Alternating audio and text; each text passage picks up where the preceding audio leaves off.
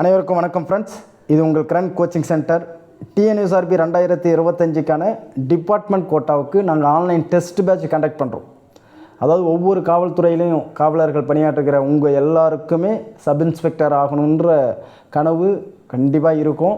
அப்போ அவங்களுடைய கனவு எல்லாத்தையும் நாங்கள் நினைவாக்கணும். உங்களுடைய கனவு எல்லாமே நினைவாக்கணும்னா அதுக்காக நாங்கள் என்ன பண்ணுறோம், கம்மியான பீஸில் உங்களுக்கு ரொம்ப எஃபெக்ட் எடுத்து உங்களை எல்லாருமே சக்ஸஸ் பண்ண வைக்கணும் அப்படின்றதுக்காக. அதாவது யார் நல்ல ஃபுல் எஃபெக்டோட உங்களுடைய உழைப்பு தரீங்களோ கண்டிப்பாக அதுக்கான பலன் கண்டிப்பாக இருக்கும். இல்லாமல் மட்டும் இருக்காது, கண்டிப்பாக சக்ஸஸ் கிடைக்கும். அதுக்கு நீங்கள் 100% உங்கள் மேலே நீங்கள் நம்பிக்கை வச்சு எங்கள்கிட்ட ஜாயின் பண்ணி எங்களுடைய உழைப்பில் நீங்களும் உழைப்பை போட்டிங்கன்னா கண்டிப்பாக சக்ஸஸ் ஆகிடலாம்.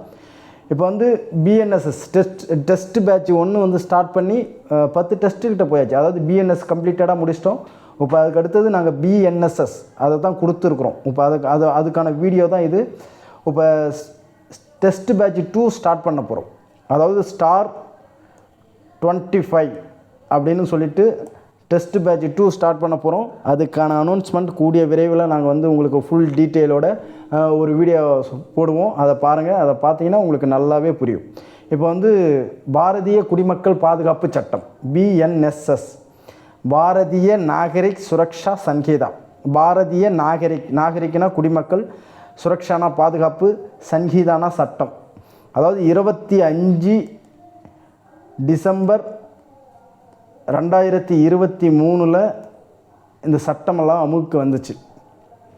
அதில் இப்போ பிஎன்எஸ்எஸ்ஸை பார்த்தீங்கன்னா கிட்டத்தட்ட ஒரு 39 இயல் இருக்குது, 531 செக்ஷன் இருக்குது. பிஎன்எஸ்எஸ்ஸில் 39 இயல் இருக்குது, 531 செக்ஷன் இருக்குது. இது ஒவ்வொன்றுக்கும் ஒரு சட்ட எண் இருக்கும், நம்பர் கொடுப்பாங்க. இப்போ இதுக்கு என்ன சட்ட எண்ணுன்னா, இதுக்கு சட்ட எண் 46/2023. எதுக்கு? பிஎன்எஸ்எஸ்க்கு சட்ட எண் 46/2023. இப்போ பாருங்கள், இயல் 1 முதல்நிலை அப்படின்னு சொல்லும். இயல் 1 இப்போ பார்ட் 1 என்ன சொல்லுன்னா முதல்நிலை.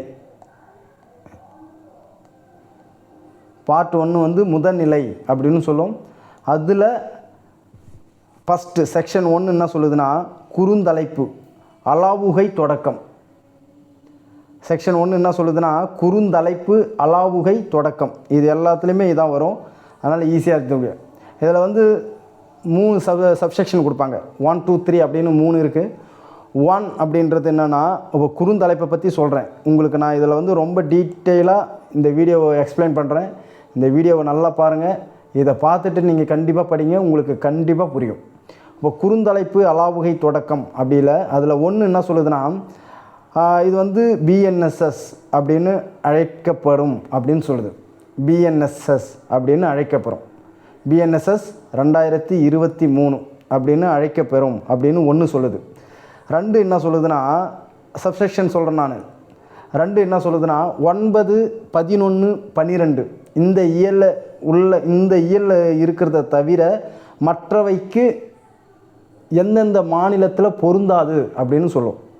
அதாவது இயல் 9, 11, 12 இந்த இயல் இருக்கிறத தவிர மற்றவை எந்தெந்த ஸ்டேட்டுக்கு பொருந்தாது அப்படின்னு சொல்லுது. அதில் இந்த 2ல் சப்செக்ஷன் 2ல் ஆ 1 இருக்குது.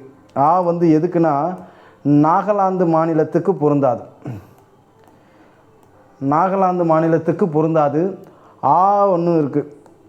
ஆ என்ன சொல்லுதுன்னா பழங்குடியினர் வாழும் பகுதிக்கு பொருந்தாது.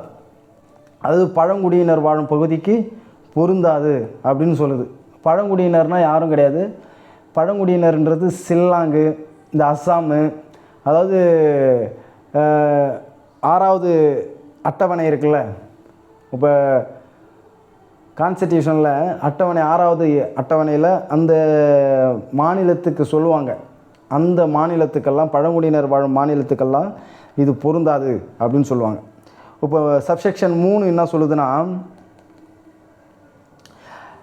இதை எப்போ வந்து கெசட்டட், அதாவது அரசு நாளிதழில் எப்போ வந்து பப்ளிஷ் பண்ணுறாங்களோ அப்போலேருந்து இது வந்து அமுலுக்கு வரும் அப்படின்னு சொல்கிறாங்க. இதுதான் குறுந்தலைப்பு அலாவுகை தொடக்கம். அதுக்கடுத்தது பாருங்கள், சொல் பொருள் விளக்கம். கண்டிப்பாக இதில் வந்து ஒரு கேள்வி உண்டு. சொல் பொருள் விளக்கங்கள் இதிலேருந்து கண்டிப்பாக ஒரு கேள்வி உண்டு உங்களுக்கு. அப்போ இதை நான் சொல்கிறத நல்லா நோட் பண்ணிக்கோங்க. ஷார்ட்கட்டோடு சொல்கிறேன், எப்படி இதை நீங்கள் ஈஸியாக மனப்பாடம் பண்ணிக்கணும், ஈஸியாக இதை ஞாபகம் வச்சுக்கணுன்றது சொல்கிறேன் பாருங்கள். ஒன்று என்ன சொல்லுதுன்னா, காணொளி மின்னணு என்பதன் பொருளில் அப்படின்னு சொல்லுது. காணொலிலாம் என்னது? AV, audio video. அப்போ ஒன்று வந்து ஆடியோ வீடியோ சொல்லுது. 2 வந்து பிணை ஜாமீன், அதாவது 2 பேர் இருந்தால் தான் ஜாமீன் கொடுப்பாங்க. 2 பேர் இருந்தால் தான் என்னது? ஜாமீன் கொடுப்பாங்க. அப்படி ஞாபகம் வச்சிங்க, 2 பேர் இருந்தால் தான் ஜாமீன் கொடுப்பாங்க. 2 பேர் இருந்தால் தான் ஜாமீன் கொடுப்பாங்கன்னா 2ன்னா அதில் உட்பிரிவு 2, ஜாமீன்னா பிணை, அதான் 2 பேர் பிணை வச்சு தானே ஜாமீனே கொடுப்பாங்க. 3 வந்து ஜாமீனில் விடும் குற்றம். 3 வந்து என்ன சொல்லுதுன்னா, ஜாமீனில் விடும் குற்றம். ஜாமீனில் விடும் குற்றம் அப்படின்றது என்னது? முன்னாடியே ஜாமீனில் விட்டாச்சு அப்படின்னு இல்லை, அதாவது முன்னாடியே பெயிலில் விட்டாச்சுன்னு ஞாபகம் வச்சுங்க. முன்னாடியே பெயிலில் விட்டாச்சு, இதெல்லாம் நீங்கள் அப்படியே ஏதிக்கணும். முன்னாடியே பெயிலில் விட்டாச்சு அப்படின்னு ஏதுங்க. இதெல்லாம் விட்டு இது மாதிரி எழுதுனா தான் உங்களுக்கு ஈஸியாக ஞாபகம் வரும். முன்னாடியே பெயிலில் விட்டாச்சு அப்படின்னு என்ன அர்த்தம்? முன்னாடினா 3, பெயிலில் விட்டாச்சுன்னா ஜாமீனில் விடும் குற்றம். 4 வந்து பிணை முறி, நல்லா பிணையை முறிச்சிடு அப்படின்னு ஞாபகம் வச்சுங்க. நல்லா பிணையை முறிச்சிடு அப்படின்னு ஞாபகம் வச்சுங்க. 5 வந்து முறி, நல்லா பாருங்கள். 4 வந்து பிணை முறி, நல்லா பிணையை முறிச்சிடு அப்படின்னு ஞாபகம் வச்சுங்க. 5 வந்து முறி, அஞ்சாமல் முறி அப்படின்னு ஞாபகம் வச்சுங்க. இல்லை முறிக்கிறதுக்கு அஞ்சாத அப்படின்னு ஞாபகம் வச்சுங்க. 6 வந்து குற்றச்சாட்டு. 6 வந்து குற்றச்சாட்டு, 6 மேலே குற்றச்சாட்டு இருக்குது அப்படின்னு ஞாபகம் வச்சுங்க. 6னா படம் இருக்குல்ல, 6 சூர்யா நடித்த படம், அந்த 6 மேலே குற்றச்சாட்டு இருக்குது அப்படின்னு ஞாபகம் வச்சுங்க. 7 வந்து கைது செய்யக்கூடிய குற்றம். என்னது? காக்கனைசபிள் அஃபென்ஸ், நான் காக்கனைசபிள் அஃபென்ஸ் அப்படின்னு இருக்குல்ல, அதான் கைது செய்யக்கூடிய குற்றம். இப்போ 7 வந்து கைது செய்யக்கூடிய குற்றம் அப்படின்னா வாரத்துக்கு 7 நாள் தானே, வாரம் ஃபுல்லாக ஆனாலும் கைது செய்யணும், வாரம் ஃபுல்லாக கைது செய்யணும் அப்படின்னு நான் வச்சுங்க. வாரம் ஃபுல்லாக கைது செய்யணும் அப்படின்னு நான் வச்சுங்க. வாரம் ஃபுல்லாக கைது செய்யணும். நான் சொல்கிறது நல்லா உங்களுக்கு தெரியும்னு நினைக்கிறேன். 1ன்றது ஏவி, 2ன்றது பிணை, 2 பேர் இருந்தால் தான் ஜாமீன் கொடுப்பாங்க. 3ன்றது ஜாமீனில் விடும் குற்றம், முன்னாடியே பெயிலில் விட்டாச்சு. 4ன்றது பிணை முறி, நல்லா பிணைய முறி அப்படின்னு நான் வச்சுங்க. 5 வந்து முறிக்கிறதுக்கு அஞ்சாத. 6 வந்து குற்றச்சாட்டு, 6 மேலே குற்றச்சாட்டு இருக்குது. 7 வந்து கைது செய்யக்கூடிய குற்றம், வாரம் ஃபுல்லாக கைது செய்யணும் அப்படின்னு நான் வச்சுங்க. வாரம் ஃபுல்லாக கைது செய்யணும். 8 வந்து புகார், எட்டப்ப மேலே புகார் இருக்குது அப்படின்னு நான் வச்சுங்க. எட்டப்ப மேலே புகார் இருக்குது அப்படின்னு நான் வச்சுங்க. எட்டப்ப மேலே புகார் இருக்குது அப்படின்னு நான் வச்சுங்க. அதாவது புகாரில் காவல் அறிக்கை அடங்காது. அதாவது என்னது, நம்ம கொடுக்குற ரிப்போர்ட்டு, போலீஸ் கொடுக்குற ரிப்போர்ட்டு இதெல்லாம் அடங்காது. புகாரில் காவல் அறிக்கை அடங்காது. இது கேட்பாங்க, புகாரில் காவல் அறிக்கை அடங்குமா அப்படின்னு கேட்பாங்க. காவல் அறிக்கை அடங்காது. 9 பாருங்கள், மின்னணு தகவல் தொடர்பு. மின்னணு தகவல் தொடர்பு 9க்கு மின்னணு தகவல் தொடர்பு, மின்னணு தகவல் எலக்ட்ரானிக் கம்யூனிகேஷன்ஸ். அதாவது 9ங்கெல்லாம் இப்போ வந்து எலக்ட்ரானிக்கில் கம்யூனிகேஷன் பண்ணுது அப்படின்னு நான் வச்சுங்க. 9ங்கெல்லாம் இப்போ எலக்ட்ரானிக்கில் கம்யூனிகேஷன் பண்ணுது. அதாவது 9ங்கெல்லாம் எலக்ட்ரானிக்கில் கம்யூனிகேஷன் பண்ணுது அப்படின்னு நான் வச்சுங்க. கம்யூனிகேஷன் பண்ணுது அப்படின்னு நான் வச்சுங்க. 9ங்கெல்லாம் எலக்ட்ரானிக்கில் கம்யூனிகேஷன் பண்ணுது. 10 வந்து ஹைகோர்ட்டு. 10 வந்து ஹைகோர்ட்டு. 10 வந்து ஹைகோர்ட்டு. இது எப்படி நாங்கள் வச்சுக்கலாம்னா, 10 ஹைகோர்ட்டுனா ஒரு ஹை கோர்ட்டுக்கு போனால் ஒரு முட்டை கொடுப்பாங்க. ஹை கோர்ட்டுக்கு போனால் ஒரு முட்டை கொடுப்பாங்க ஞாபகம் வச்சுங்க. ஒரு முட்டை கொடுப்பாங்க அப்படின்னு ஞாபகம் வச்சுங்க. ஹை கோர்ட்டுக்கு போனால் ஒரு முட்டை கொடுப்பாங்க அப்படின்னு ஞாபகம் வச்சுங்க. 11 வந்து விசாரணை. 11 வந்து விசாரணை. ஒரே ஒரு வாட்டி தான் விசாரணை பண்ணணும் ஞாபகம் வச்சுங்க. அதாவது ஒரே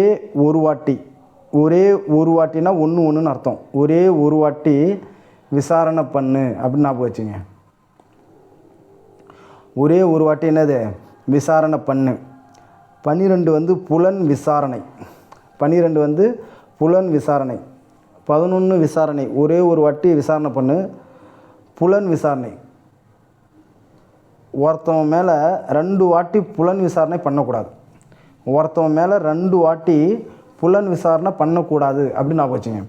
ஒருத்தவன் மேலே 2 வாட்டி புலன் விசாரணை பண்ணக்கூடாது அப்படின்னு ஞாபகம் வச்சுங்க. 13 வந்து நீதி நடவடிக்கை. ஜஸ்டிஸ். நீதி நடவடிக்கை. 13 வந்து நீதி நடவடிக்கை.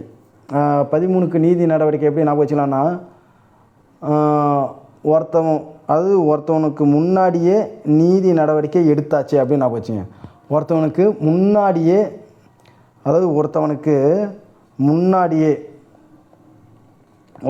முன்னாடியே நீதி நடவடிக்கை எடுத்தாச்சு அப்படின்னு ஞாபகம் வச்சுங்க.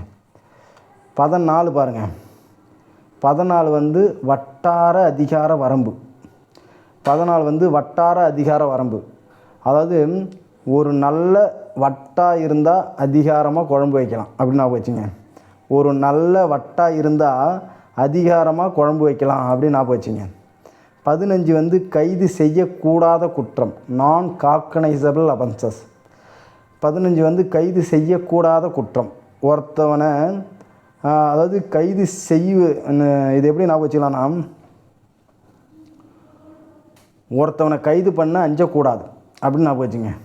ஒருத்தவனை கைது பண்ண அஞ்சக்கூடாது அப்படின்னு ஞாபகம் வச்சுங்க. ஒருத்தவனை கைது பண்ண அஞ்சக்கூடாதுன்னா கைது செய்யக்கூடாத குற்றம். 16 வந்து அறிவிக்கை. 16 வந்து அறிவிக்கை. 16 வந்து அறிவிக்கை.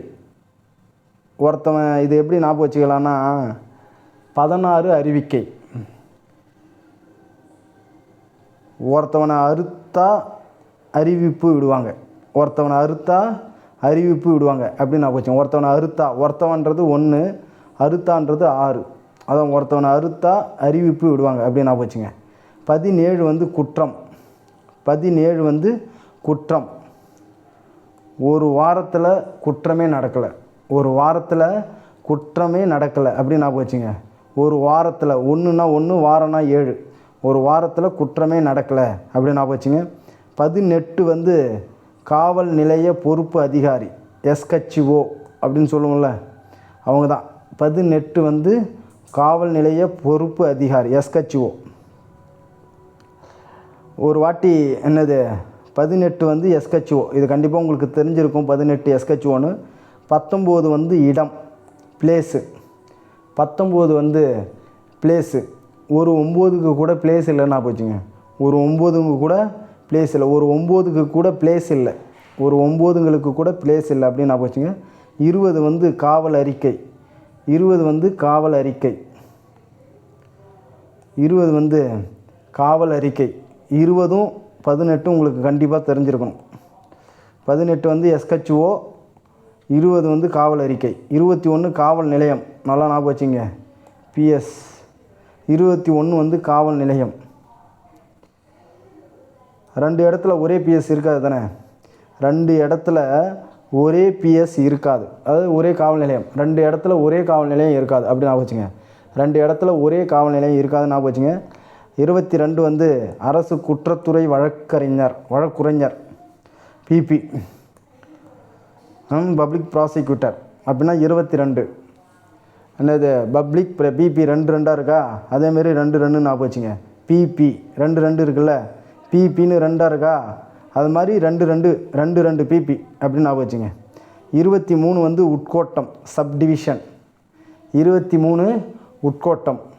2-3 அதாவது ஒரு டிஸ்ட்ரிக்டில் 2-3 சப்டிவிஷன் தான் இருக்கும் அப்படின்னு ஞாபகம் வச்சுங்க. 2-3 சப்டிவிஷன் தான் இருக்கும். ஒரு டிஸ்ட்ரிக்டில் 2-3 சப்டிவிஷன் தான் இருக்கும் அப்படின்னு ஞாபகம் வச்சுங்க. 24ன்றது அழைப்பானை வழக்கு, சம்மன்.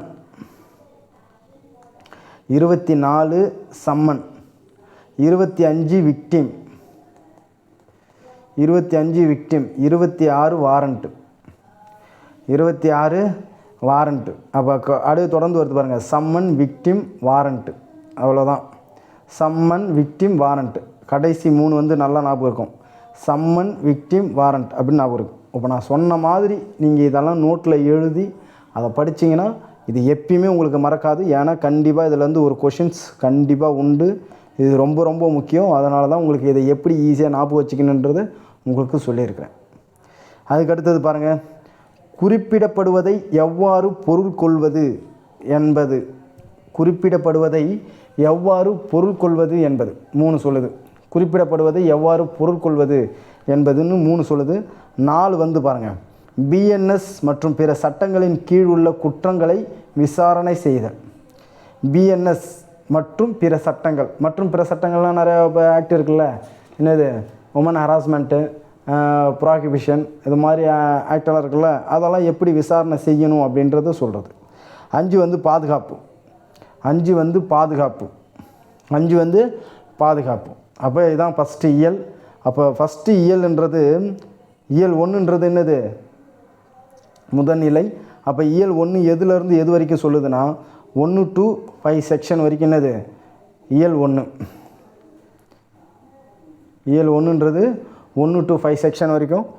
ஓகே, இப்போ வந்து இந்த செக்ஷன், இந்த வீடியோவை திரும்ப திரும்ப கேளுங்க, கண்டிப்பாக உங்களுக்கு புரியும். இப்போ நான் சொன்ன அந்த 26 நீங்கள் ஷார்ட்கட்டோடு வச்சு படிச்சிங்கன்னா கண்டிப்பாக அது என்றைக்குமே மறக்காது. கண்டிப்பாக அது வந்து உங்களுக்கு ஞாபகத்திலே இருக்கும். எங்கள் வீடியோ பார்த்ததுக்கு மிக்க நன்றி. தேங்க்யூ.